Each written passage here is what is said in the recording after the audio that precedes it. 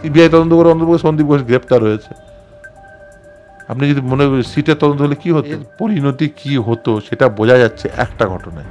এটা হচ্ছে আজকের দিন পর্যন্ত এই যে এত কিছু দুর্নীতি, এত কিছু অন্যায় কিসের জন্য ঘটলো? মমতা ব্যানার্জি ওর বিরুদ্ধে ব্যবস্থা নেয়নি ওই একটাই কারণে, ডিপি ইনিশিয়েট করে সার্ভিস টার্মিনেট করবে না তো মমতা ব্যানার্জি এই আশায় আছে কবে জনরসটা কমবে, এই মহালয়া এলে জনরস কমে যাবে, মমতা ব্যানার্জি এই আশায় আছে। তোর দায় আরজি করের আন্দোলন এইটা নির্বোধেরও। শুধুমাত্র জুনিয়র ডাক্তার দিয়ে মেডিকেল কলেজ চলে না, সিনিয়র ডাক্তারবাবুরা আছেন, অধ্যাপকরা রয়েছে। মানুষ চাইছে অসুস্থ মৃত্যু থেকে বাঁচতে।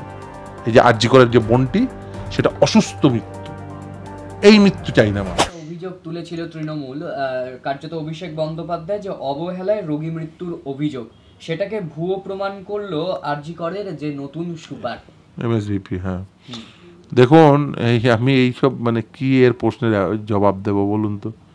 আচ্ছা, একজন মারা যাবে, আচ্ছা মেডিকেল কলেজে যখন ধরো আরজি কর সুস্থ স্বাভাবিক ছিল, তখন কি আরজি করে কেউ ভর্তি হয়ে মারা যেত না? না না না না, আর নাকি মানে পৃথিবীর সেরা হাসপাতালের কথা ভাবুন। দেখুন, যে কোনো মৃত্যু বেদনাদায়ক, যে কোনো মৃত্যু, কিন্তু এটাও সত্য, মৃত্যু হচ্ছে চরম সত্য। ফলে এই দুটোই আছে, মৃত্যু বেদনাদায়ক কিন্তু মৃত্যুটা হচ্ছে চরম সত্য। যখন আরজি কর সুস্থ স্বাভাবিক ছিল, সেদিনও আরজি করে কারণ না কারণ মৃত্যু হতে পারত। ফলে মৃত্যুর দায় আরজি করের আন্দোলন এইটা নির্বোধের উক্তি। আরজি করে সহ ওটা পশ্চিমবঙ্গের সমস্ত মেডিকেল কলেজে যে এমার্জেন্সি সার্ভিস, সেই emergency service as it is আছে। আন্দোলন কারা করছে আসলে কি বলুন তো? মানে বললে সেই অনেকটা মানে খোঁচা দেওয়া হবে, কিন্তু আমি খোঁচা দেওয়ার জন্য বলছি না। দেখুন, একটা ব্যবস্থা সম্পর্কে তো একটু ধারণা থাকা প্রয়োজন। যাদের ধারণা নেই তারা বলে দিচ্ছেন, বলতে হয়। একটি মেডিকেল কলেজ রান করাতে গেলে যেমন সেখানে অধ্যাপকরা রয়েছেন, যেমন সেখানে এই আরএমও, ক্লিনিক্যাল টিউটার রয়েছেন, ডেমনস্ট্রেটর রয়েছেন, জুনিয়র ডাক্তার পিজিটি রয়েছেন। শুধুমাত্র জুনিয়র ডাক্তার দিয়ে মেডিকেল কলেজ চলে না, সিনিয়র ডাক্তারবাবুরা আছেন, অধ্যাপকরা রয়েছেন, তারা এই সার্ভিসটা কন্টিনিউ করে রেখেছেন। জুনিয়র ডাক্তারবাবুরা তারা নিরাপদ ফিল করছেন না বলে তারা আন্দোলন করছে, এবং সেই আন্দোলনও করছে ইমার্জেন্সি সার্ভিসটাকে সঠিক রেখে। ইমার্জেন্সি সার্ভিস বন্ধ হয়নি, কোনো মেডিকেল কলেজের বন্ধ হয়নি। আমি নিজে খোঁজ নিয়ে দেখেছি, কোনো মেডিকেল কলেজের ইমার্জেন্সি সার্ভিস বন্ধ নেই। না এসএসকেএমে বন্ধ আছে, না আরজি করে বন্ধ আছে, না মেডিকেল কলেজে বন্ধ রয়েছে। ওটি হচ্ছে, প্রতিদিন ওটি হচ্ছে। ফলে এরা মানে নিজেরাই হয় না বুঝে বলছেন অথবা মিথ্যা বলছেন। মানে দোষ ঠেলে দেওয়ার জন্য অন্যের ঘাড়ে। দেখুন, দোষ ঠেলে দেওয়ার জন্য নাকি সাপ মুক্তির জন্য নাকি জনরস থেকে বাঁচতে, কিসের জন্য বলছেন তিনিই বলতে পারবেন। কিন্তু একটা কথা আপনি যুক্তিসঙ্গতভাবে বুঝুন, যেদিন মেডিকেল কলেজ সুস্থ স্বাভাবিক ছিল সেদিনও আরজি করে মৃত্যু ঘটতে পারতো, বা মেডিকেল কলেজে মৃত্যু, বা মানে বিচ ক্যান্ডিতেও হতে পারে, বা আপনি যে কোনো পৃথিবীর সেরা হাসপাতালে চলে যান সেখানেও ঘটতে পারে, এবং ঘটনাটাই স্বাভাবিক। তাহলে তো বিল গেটসরা কোনোদিন মরতো না, তো আম্বানিরা কোনোদিন মরতো না। একটা হাসপাতাল তৈরি করে দিত, সেখানে সবসময় কাজ হচ্ছে, ভর্তি হয়ে যেত, মরতো না, আবার অমর হয়ে ফিরে চলে আসতো। এটা হয় না। মানুষ তার একটা লাইফ স্প্যান রয়েছে, সেখানে সুচিকিৎসা হলেও মানুষের মৃত্যু ঘটতে পারে, এবং সেটা অস্বাভাবিক নয়, এটা জীবনের অঙ্গ। মানুষ চাইছে অসুস্থ মৃত্যু থেকে বাঁচতে। এই যে আরজি করের যে বোনটি, সেটা অসুস্থ মৃত্যু, এই মৃত্যু চাই না মানুষ।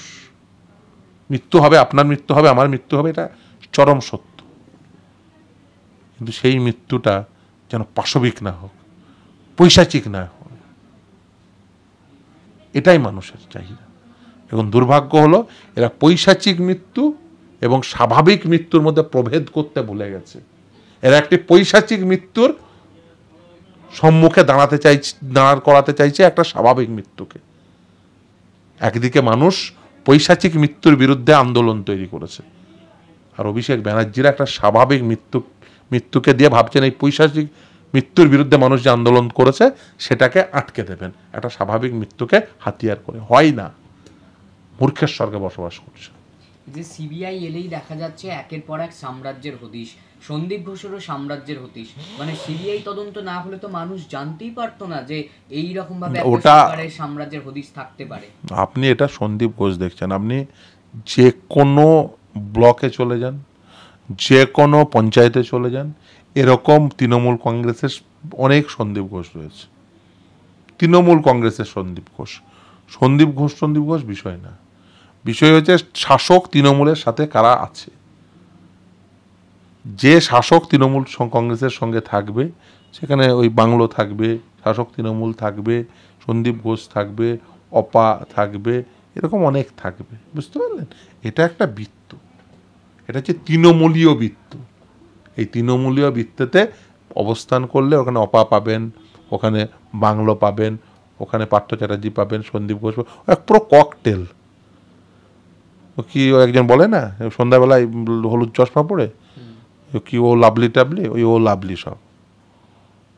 আমাদের শেষ প্রশ্ন, সুপ্রিম কোর্টে বড় ধাক্কা সন্দীপ ঘোষের, কার্যত রক্ষা কবচ দেওয়া হবে না এবং তার বিরুদ্ধে সিবিআই ইডি মামলা চালাবে। আচ্ছা, আপনি বড় ধাক্কা কেন বলছেন? এই মামলায় এর থেকে মানে অন্য কি নির্দেশ হতে পারত? মানে সুপ্রিম কোর্ট কি সন্দীপ ঘোষ গেছিল, সন্দীপ ঘোষ যে কথা বলেছিল সেই কথাটা মানে সুপ্রিম কোর্ট মেনে নেবে? এটা কেউ ভাবতে পারে? সন্দীপ ঘোষ আখতার আলীর মামলায় সে পার্টি অ্যাড হতে চেয়ে বলল যে রাজ্য যে সিটের তদন্ত করছে এটা দারুণ তদন্ত হচ্ছে, আমি এতেই খুশি, ওই সিবিআই টিবিআই দেওয়ার দরকার নেই, সিটের তদন্ত চালাও, আর আমাকে এখানে পার্টি অ্যাড হয়ে আমার বক্তব্য শোনো, পার্টি অ্যাড হয়ে আমার ওই সিটের তদন্ত কন্টিনিউ করো, এই রায় দাও তুমি। আচ্ছা, একজন চোর বলছে এই পুলিশকে দিয়ে তদন্ত করো, আমার পুলিশ আমি ঘুষ দিয়ে রেখে দিয়েছি, এই পুলিশকে দিয়ে তদন্ত করো। আমি তো জানি যে এই পুলিশ কোনো যে বড় মাথা তাকে তো চাপা দিয়ে দেবে, এটা তার বিশ্বাস আছে নিশ্চয়ই। তাহলে আপনি বুঝতে পারছেন যে সুপ্রিম কোর্টের সেই বিচারপতি বুঝতে পারবে না? ফলে এই যে ধরুন পয়সা মানুষের বেশি থাকলে কি হয়, কিন্তু এই পয়সা তো জনগণের। সে আপনি খোঁজ লাগান জনগণের নাকি দিদিমণির নাকি দাদা ভাইয়ের, সে খোঁজ লাগান, আপনি খোঁজ লাগান। কিন্তু দেখুন এই মামলায়, এই যে গেছে এই মামলা, যে কোনো তদন্তের মামলা নিয়ে যাবে, যদি সেই তদন্ত নির্দেশ যদি একেবারে অন্যায্য হয়, একেবারে যুক্তিহীন হয়, একেবারেই আর্বিট্রারি হয়, তবেই একমাত্র সেই নির্দেশ অল্টার্ড হতে পারে। রাজ্যের বিভিন্ন অথরিটিকে চিঠি দিয়ে জানিয়েছিল 1 বছর ধরে, কেউ কোনো ব্যবস্থা নেয়নি। মেডিকেল কলেজের প্রিন্সিপালের বিরুদ্ধে অভিযোগ, স্টেট এজেন্সিকে দিয়ে তদন্ত করালে সেই স্টেট এজেন্সি তাকে ধরবে? এটা স্বাভাবিক যুক্তিতেই সেন্ট্রাল এজেন্সিকে দিয়ে তদন্ত করতে হবে, তাই দিয়েছে নির্দেশ বিচারপতি। এ আবার মানে এর থেকে অন্য নির্দেশ আসতে পারেই না। আমি বরঞ্চ অবাক হতাম যদি অন্য নির্দেশ আসতো, তাহলে অন্য কিছু ভাবতাম। যদি ধরুন এই মামলায় অন্য নির্দেশ দিত যে না স্টেট এজেন্সি করবে, তাহলে অন্য কিছু ভাবতাম, তাহলে আমার ব্যাক অফ দ্য মাইন্ডে অন্য কিছু চলতো। যার আইন সম্পর্কে ন্যূনতম জ্ঞান আছে, যে একটু সামান্য পরিস্থিতি বোঝে, সেই বলবে ও সিবিআইয়ের হওয়া উচিত। সিবিআই যাই তদন্ত করুক না কেন, আরে সিবিআই তদন্ত করে অন্তত সন্দীপ ঘোষ গ্রেপ্তার হয়েছে। আপনি যদি মনে করেন সিটের তদন্ত হলে কী হতো, সন্দীপ ঘোষ যেত, হালকা করে এসিটা চালিয়ে দিত, দেখবেন তাওয়ালটাকে একটু ভিজিয়ে করে মুখটা মুছিয়ে দিত, দিয়ে একটু চাটা খাইয়ে বলতো বাইরে রোষ আছে একটু বসুন বলতো, স্যার করে বসুন করতো, দিয়ে চা খাইয়ে বাড়ি পাঠিয়ে দিত। 2 দিন করতো, তারপরে চা। আর মেডিকেল কলেজের প্রিন্সিপাল, এই তো হতো।